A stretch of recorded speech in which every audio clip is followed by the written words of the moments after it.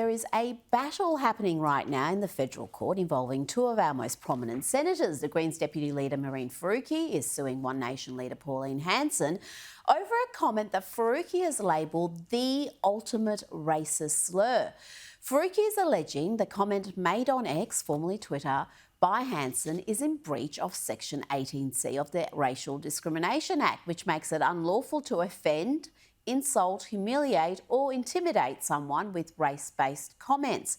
It's a case that has huge significance for free speech in this country, with some fine legal minds arguing 18C is unconstitutional. It certainly is an odious piece of legislation that is open to abuse. Who determines what is offensive, and why should that be something that is unlawful and ends in individuals being dragged into court? To quote Ricky Gervais, just because you're offended doesn't mean you're right.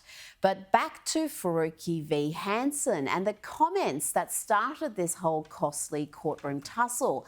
The spat began when Faruqi posted this message after Queen Elizabeth's death.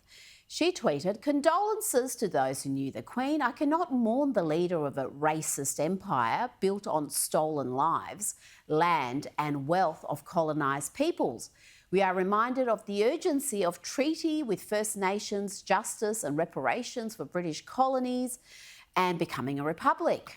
Senator Hanson responded with this message to Faruqi: "Your attitude appalls and disgusts me. When you immigrated to Australia, you took every advantage of this country. You took citizenship, bought multiple homes and a job in Parliament. It's clear you're not happy, so pack your bags and pee off back to Pakistan, PH." In affidavit, Senator Faruqi claimed that she is marginalised in Parliament and made to feel so small sitting alongside Hanson. She said, "There are days where I will spend hours in the chamber in Canberra with this aggressor sitting right across the room from me. It's difficult for me to go in there every day, to sit there and do my job." She also said, "I have a physiological reaction to going into the chamber to sit in close proximity to someone who has caused so much upheaval and distress in my life."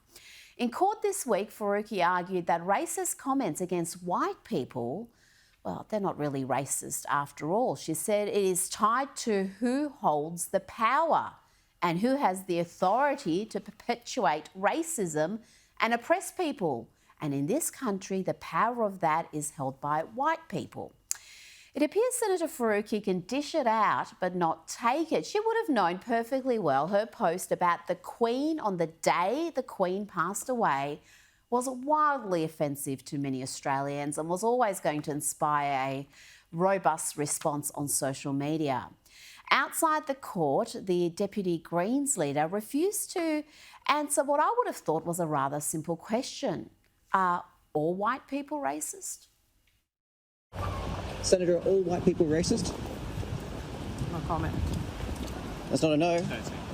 That's not a no. Are all white people racist?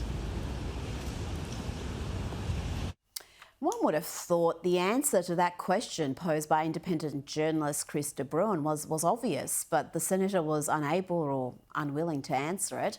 For her part, Senator Hanson maintains that her comment was not racially motivated, that she has publicly told white men to go back to where they came from. Indeed, back in 2018, Pauline Hanson on national television told then Senator Darren Hinch to pack his bags and go back to New Zealand.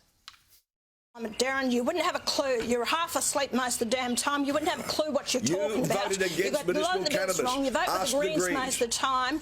You have no idea. Look, Pauline, I'm not here to argue with you.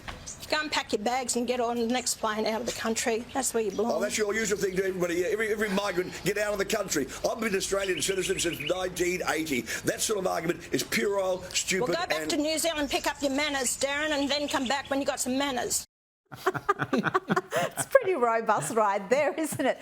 Senator Hanson also argues that she was defending the Queen and an institution that Faruqi has decided to attack as racist. In her affidavit, she said, "The Queen was the only monarch of Australia during my life. Like many Australians, I saw her as a sign of constancy. Senator Faruqi did not even have the respect to wait a day before viciously insulting her. Hanson's legal team have argued her comments fall within a legal exemption that allows fair comment on matters of public interest, but there is also a question of whether 18C is unconstitutional. In their closing submission, they also said this. They said that her tweet was not reasonably likely to have a sufficiently serious impact on the group or groups of people identified by the applicant, partly because it was obviously directed at the applicant, that's Senator Faruqi, on the basis of her own tweet and would have been so understood. Now, as I said earlier, this case could have a significant impact on free speech in this country. I have long argued 18C should be abolished. Tony Abbott had a mandate to repeal Section 18C in 2013, but thanks to the cancerous moderates within the Liberal Party, you know who you are, they threatened to cross the floor on that issue and he dumped the planned changes the following year. Tony Abbott has since said that failure to amend the Racial Discrimination Act was among the biggest mistakes of his time in office. It's time the Peter Dutton-led Liberals put free speech back on the agenda.